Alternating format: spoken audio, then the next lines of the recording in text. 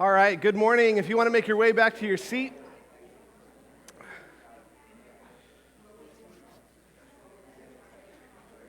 Glenn, you will want to pause that before it's going to make more noise at us if you don't.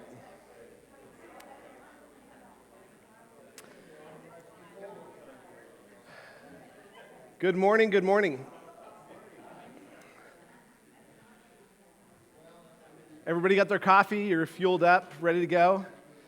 Ready to get back into this hugely encouraging book of Ecclesiastes that we've been in? Ready to have a little bit of a hop, skip, and a jump in your giddy up as we go today? No, we have been in Ecclesiastes and obviously been taking some breaks in just going through some passages in Genesis, but we are in Ecclesiastes chapter 4 today.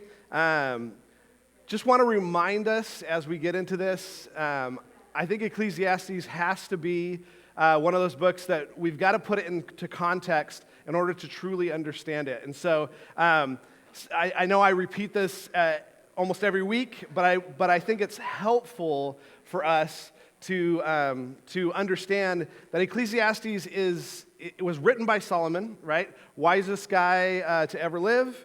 But he's writing from the perspective of how we can find meaning and purpose and fulfillment under the sun, right? Just within this life. Nothing eternal, not really including God's perspective in this perspective. It's truly a earthly perspective. And the help that we can find in it, though, is that it really describes how hopeless and meaningless and purposeless life is apart from the eternal, right? If we only have what's in this life, then actually we like to fool ourselves into believing that we can find purpose in this life, but really it will be we ultimately can't find purpose. We think we can find fulfillment in this life, but ultimately we will discover, as Solomon discovered, that there is no real fulfillment to be found in just this life. That we will look for meaning, we will even kind of ascribe meaning to things in our lives and say, yeah, this gives me meaning, but ultimately it is meaningless. And so he helps us to see that. He helps us to put our lives into perspective because we all want fulfilling lives, right? We all want purposeful lives. We all want to know what the purpose is for our existence, what the meaning is behind our existence. And Solomon is trying to disabuse us of the idea that we somehow can find that with just what we see around us, right? What we see inside of us. That's not the place to find it. And so he gets pretty negative, right? He's been pretty negative so far because he's really trying to strip those things away. And so let's pray, get back into the negativity, and learn from the wisest man that ever lived. Lord, we just want you to be glorified this morning. We want your truth to ring out, your wisdom, Solomon's wisdom to be our wisdom. So many of the things that Solomon says they kind of rub against us. They're things that make us uncomfortable because we want to believe things that just aren't true about life. And so help us to put those things away, to allow this wisdom to penetrate us, to penetrate our minds, to penetrate our hearts, and that we would live as wiser people because of the wisdom that's been passed on to us. Pray this all in your name. Amen. So our passage today starts in verse 1. I don't got it, Glenn. There we go. I got it. Starts in verse 1 of chapter 4. He says, "Then I looked again at all the acts of oppression which were being done under the sun. And behold, I saw the tears of the oppressed, and that they had no one to comfort them. And on the side of their oppressors was power, but they had no one to comfort them." He uses the word again here because he had already talked back in chapter 3 last week. He had used this phrase. He said, "Furthermore, I have seen under the sun that in the place of justice there is wickedness, and in the place of righteousness there is wickedness." Do you remember this verse? That where we expect to have justice in our world, we actually have injustice in our world. That in the place that we expect people to do the right thing, people typically don't do the right thing, right? That's just the world we live in. We live in a world of fallen humans, and so that's the reality of it. And so he said, let's look again at this, that there are oppressors in our world who are oppressing people. And Solomon spent time investigating oppression and trying to understand oppression in our world. He studied the hurt and the pain and the devastation and the desperation of the oppressed. And I think I don't even have to say this, I think we recognize that there has always been oppression in our world, right? That there is oppression in our world today. Oppression is just to push down another, to exert control and power and dominance over them. And that exists in our world. Our world is built on power structures, and so anytime there's power structures, there's the opportunity for those power structures to be abused, right? And for there to be oppression that is the result of that. And sometimes that's on a very small scale, and sometimes that's on a massive scale of governments and world powers that oppress their people. Because people desire power for themselves, there will always be the temptation to control others, to exert our own power, or to get more power for ourselves. And while this is not true, in every circumstance, you just have to flip on the nightly news and you can see it, right? You just have to look around our community and you can see it.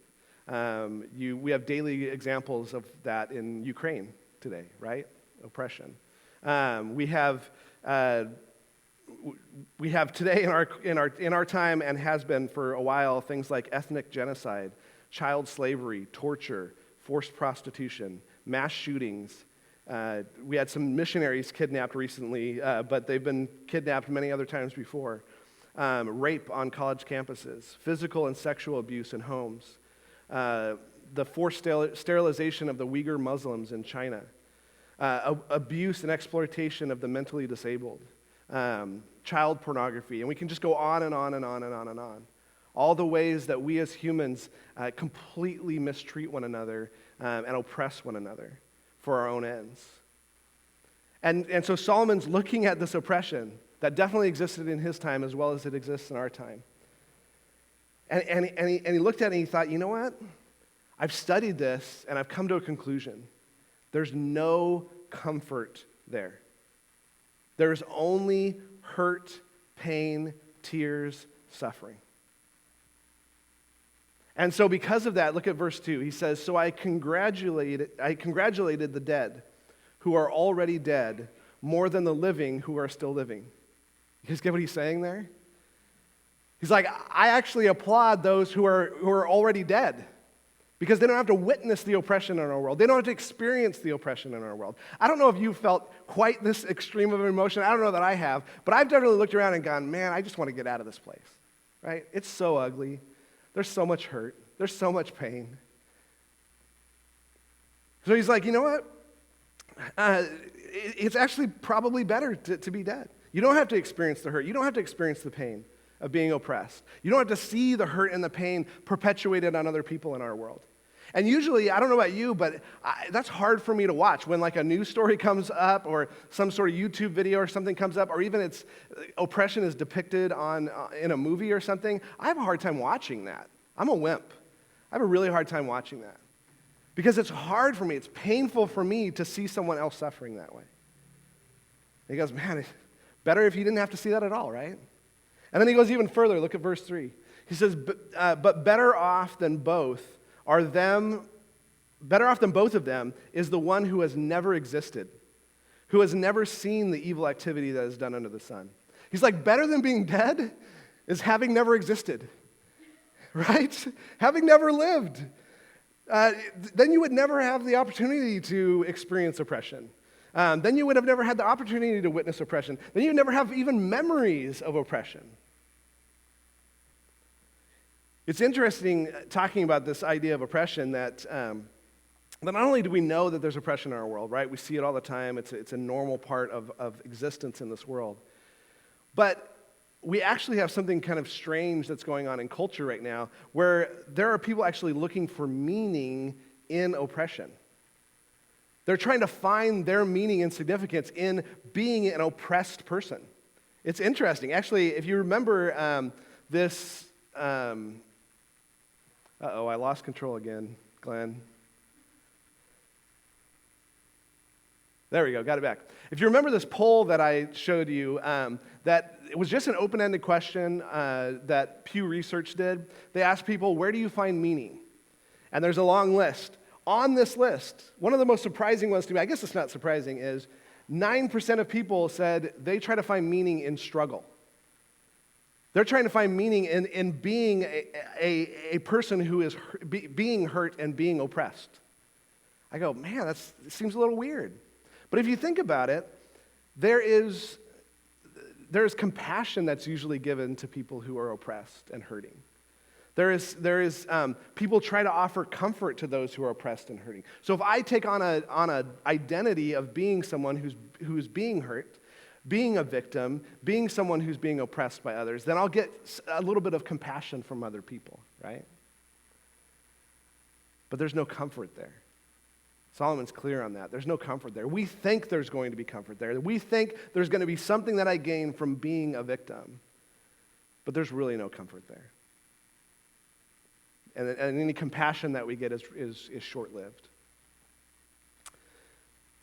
If you want to fill it in, the point on your handout for this one is oppression is so widespread and devastating that it begs the question if it wouldn't have been better for some to have never been born.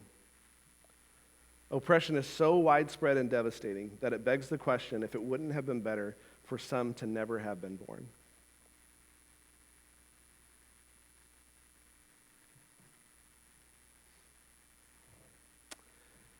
He goes on, verse 4.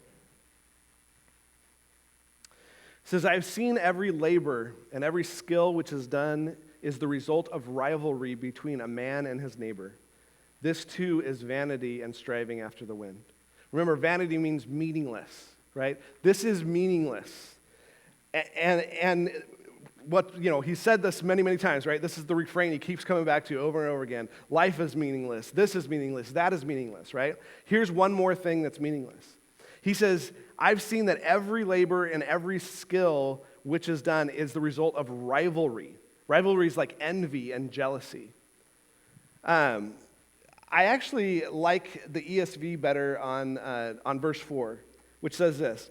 It says, then I saw all toil and skill in work come from a man's envy of his neighbor. This is vanity and striving after the wind. He's saying this.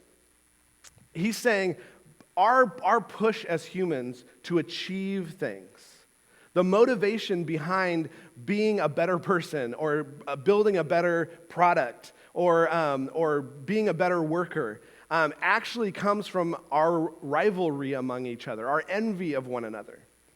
And think about this. This is one of those things that probably, if initially it doesn't ring true to you, I encourage you to just look for this in our world. Because I think this is very, very, very true. That really what drives so much of human behavior is comparison to other people.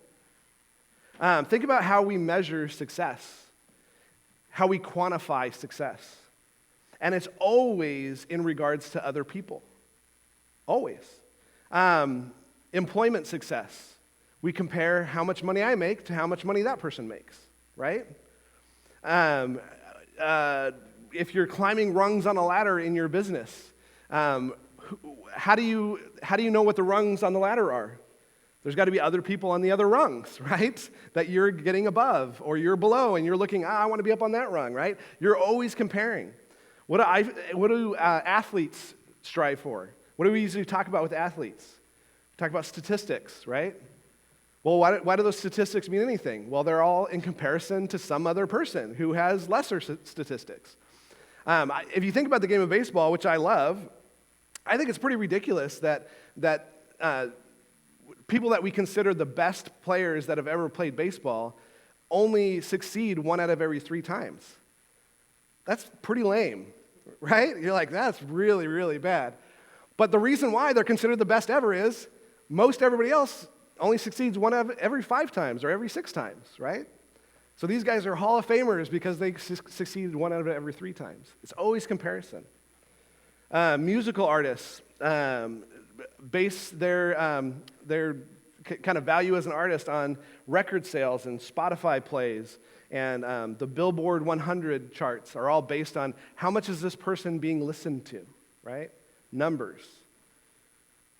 Students, which I see all throughout the week, they care a lot about their grades. They care about their GPA. They care about their class ranking. Well, how do you compare that? Well, it's to other people and their class ranking, right? Then they look for SATs and ACTs so that they can get scholarships. Well, how are the scholarships based? They're based on other people and their performance on the SAT and the ACT. We live in a world that is driven by competition with one another. And competition within our culture. What's interesting is, do you realize that in Mexico, I looked this up, in Mexico, the median income, yearly income, is $3,315 a year. That's $13 a day. So imagine in these small communities in Mexico, if you got someone making $13 a day, and then in that community you got someone making $40 a day, right? That guy is king in that community, making $40 a day. But you come to Red Bluff, that's $5 an hour. Anybody even doing a job for $5 an hour? No. It's comparison.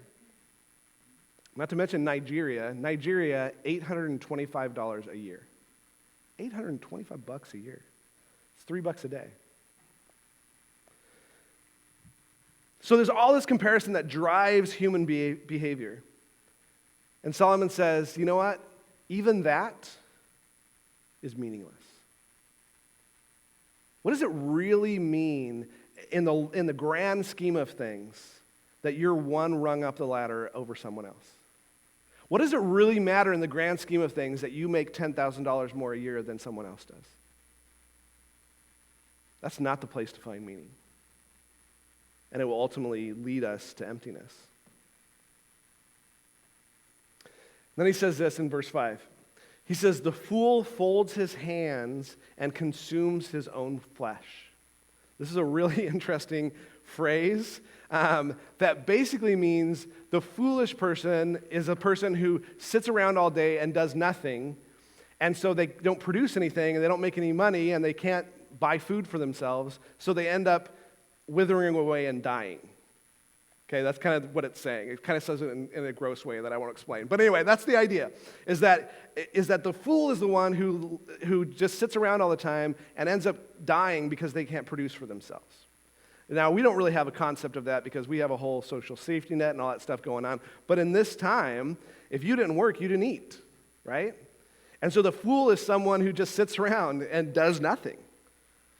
And that's why people compete, right? Because they want to gain, they want to have more. But then listen to what he says in verse 6.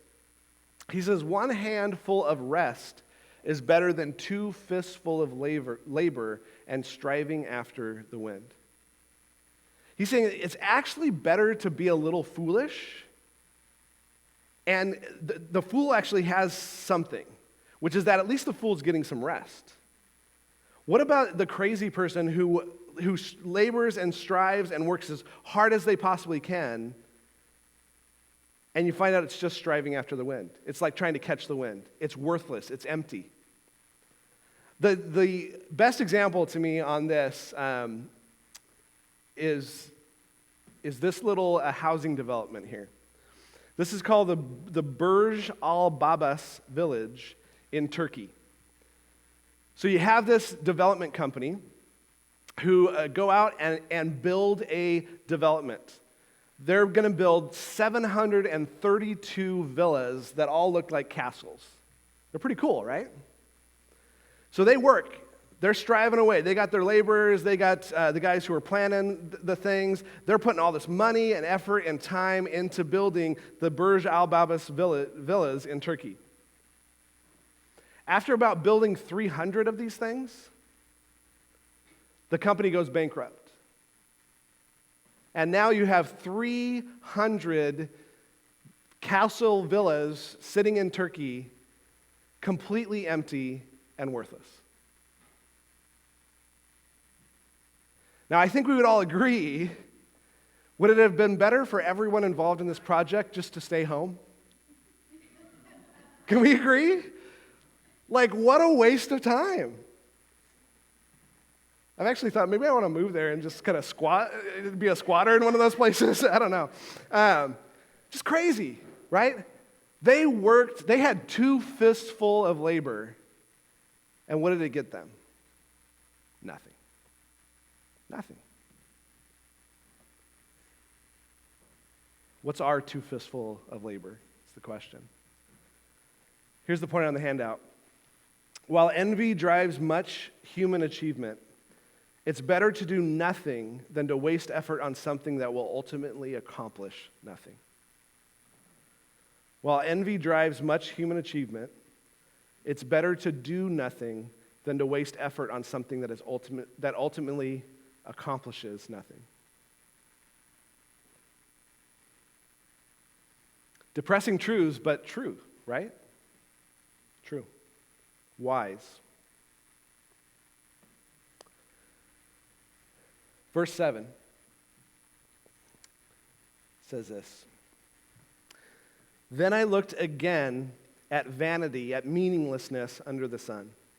He's now back to the meaninglessness of life, right? He spent chapters 1 and 2 explaining to us that life is unavoidably meaningless, that all pleasure is ultimately unsatisfying, that riches are fleeting, that education isn't the smart way to go because you can never learn enough, and after you're dead, all of that education is gone and worthless. That earthly legacies are a gamble at best. And now he wants to continue with the idea of meaninglessness, of vanity, of things that aren't going to give you the meaning that you desire in your life. And he gives a case study on what we would probably call a workaholic, or someone who's married to their work. This is what he says. He says, there was a certain man without a dependent, having neither a son nor a brother, yet there was no end to all his labor. Indeed, his eyes were not satisfied with riches, and he never asked, and for whom am I laboring and depriving myself of pleasure? This too is vanity, and it's a grievous task. He's giving this example of probably a real person that he observed in his life who worked nonstop, but had no family to provide for. Didn't have a wife, didn't have kids, didn't have an extended family, brothers, didn't have anybody that could use all of what he was producing from his work. And he wasn't even using all of what he was producing from his work. He wasn't even taking pleasure in all the stuff that he had built. And he never stopped once to step back and go, why am I doing this? Imagine spending your life building the best pool ever. That's a pretty cool pool, right? By the way, that's my pool in my backyard. No, just kidding. It's not. It doesn't even look close to that. But imagine, like, you spent day after day after day after day after day working to create all of those rock structures and dig down in the pool and put all those plants in and the little caves and all the little intricacies and put the lights in, and you spent all this time doing that. And no one ever swam in the pool. Shouldn't that pool builder step back and go, why am I building this pool? Right? Like, it seems like a pool should be built to be used. Doesn't make a whole lot of sense. But again, it begs the question of our life. How are we being unwise in this area? How are we wasting our time and efforts on things that are meaningless? Then he says this in verse 9. He says, 2 are better than 1. 2 people are better than 1 person. Here's some wisdom, some good counter wisdom that he's going to give here. He's saying friendship is good, companionship is important. And then he gives us some examples as to why. He says, because they have a good return for their labor. For if either of them falls, the one will lift up his companion. But woe to the one who falls, and there is not another to lift him up.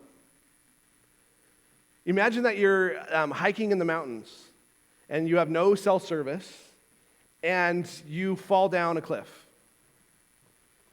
and you hurt yourself, and you can't move. Would you rather in that moment be alone or with a friend? With a friend, right? Obvious. Makes sense. This is the idea behind this product from the 90s. You guys remember this one? I've fallen, and I can't get up. We're sending help immediately, Mrs. Fletcher. You guys remember that? I'm falling and I can't get up. They were playing on this idea that you would be alone and you need the little button that you can push, right? So you can have a friend when you fall down. We know this is good. It's good to have someone who has our back, right? Verse 11, he says, furthermore, if two lie down together, they keep warm. But how can one be warm alone? In wilderness survival classes, they teach that if someone has hypothermia, can I say that? Hypothermia, then it's a good idea to do this. For you to get in a sleeping bag with the other person and hug them, right? Warm them up. It actually makes a lot of sense, right? I don't know about you guys, you men in here, but that looks a little uncomfortable. I'm not crazy about that idea. So maybe you can do the Han Solo thing here. Hang on, kid. Dagobah, assistant. Dagobah. This may smell bad, kid. But it'll keep you warm. Till I get the shelter up. Man. Dagobah. I thought they smelled bad. On the outside. I love that movie. But a good thing Han Solo was around, right? His buddy came and found him, right? It's a good thing. Verse 12, he says, and if one can overpower him who's alone, two can resist him. We also know this to be true, right? The vast majority of muggings happen to a single person, right? Because you got 2 or 3 people, that gets a little dangerous for that purse snatcher, right? Good to have other people around. He says, a cord of 3 strands is not quickly torn apart. I actually did some research on this. I was really curious about what tensile strength is increased by having multiple strands of rope. And so if you have 3 strands of rope, it's a really profound mathematical thing that would probably take a long time for even a mathematician like Dan to put together, which is that guess how much the increase of tensile strength happens when you have 3 cords as opposed to 1 cord? 3 times. I know, it's profound, right? It's big. I actually thought it'd be more than that, but it's not. But it's good, right? 3 strands better than 1 strand. You getting his point? It's good to have friends. It's good to have people who are in your corner. So, even in a world that is meaningless, having friends is better than not having them. Even in a world that is meaningless, having friends is better than not having them.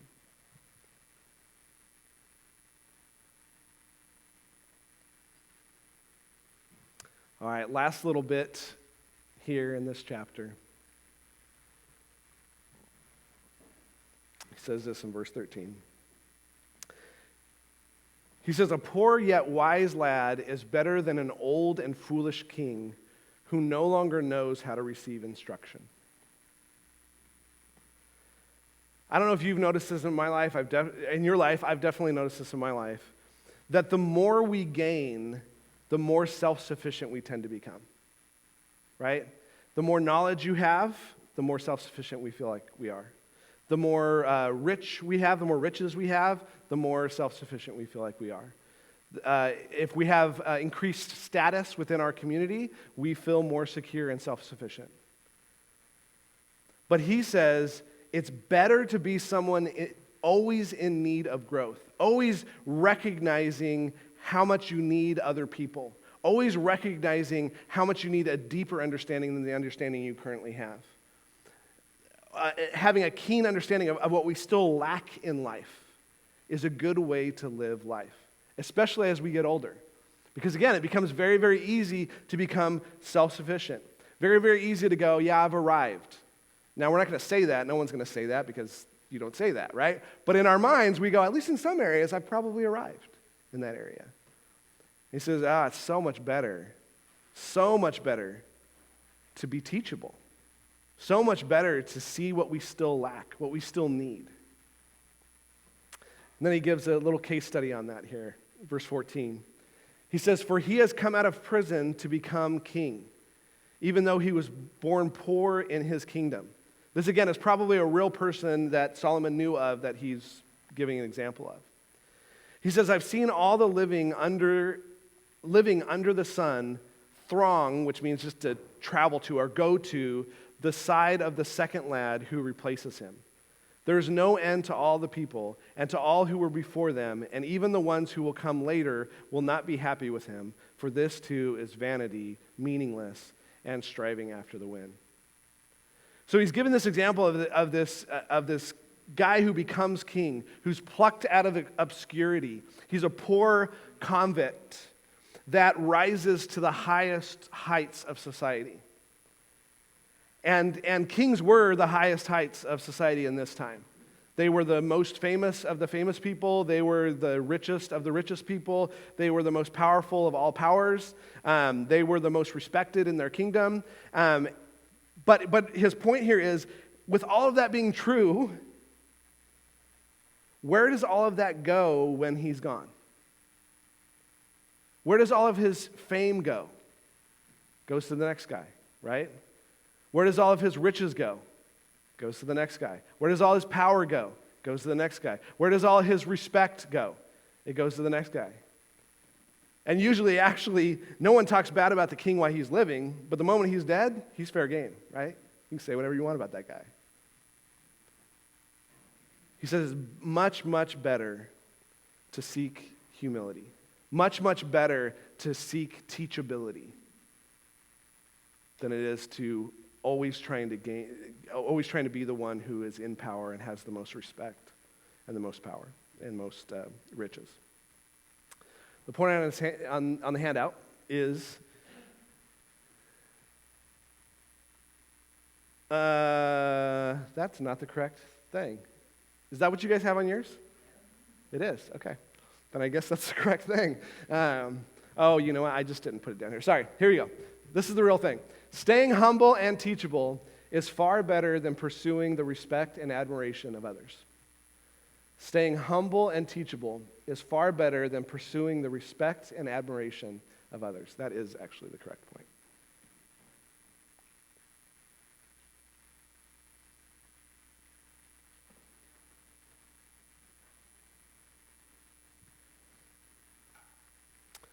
All right, let's just read together the summary at the bottom here. It says, history, as well as the nightly news, is filled with countless stories of oppression. Mankind's inclination to push others down for our own benefit seems to know no bounds and is ultimately destructive for both the oppressor and the oppressed. Envy is what tends to drive mankind's ingenuity and desire for success, but those successes are ultimately empty and unfulfilling. But if you're going to choose an empty life, it's better with a friend. Let me pray for us. Lord, even though these are hard truths to listen to, it's not something we get really joyful for, and we want to fist bump and put our hands in the air and go, yay, this is true. We know that these things are true. These things are wise. This is the wise way to live life. We want to be those who live out wise walking, wise living, and pursuing what is truly meaningful, what is truly purposeful, what is truly fulfilling in life. Help us to strip away all the stuff in our life that our world says this is where you can find it. If you just have enough respect, you're going to be fulfilled.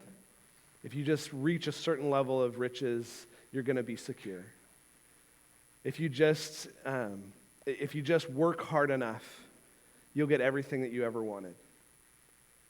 And the truth is, Solomon's been down this road. Solomon tried all this stuff. And the truth is, it's empty. It's meaningless. Help us to take that wisdom and not make the same mistakes. And put our efforts into finding what is truly meaningful and truly purposeful in this life. Pray this all in your name. Amen.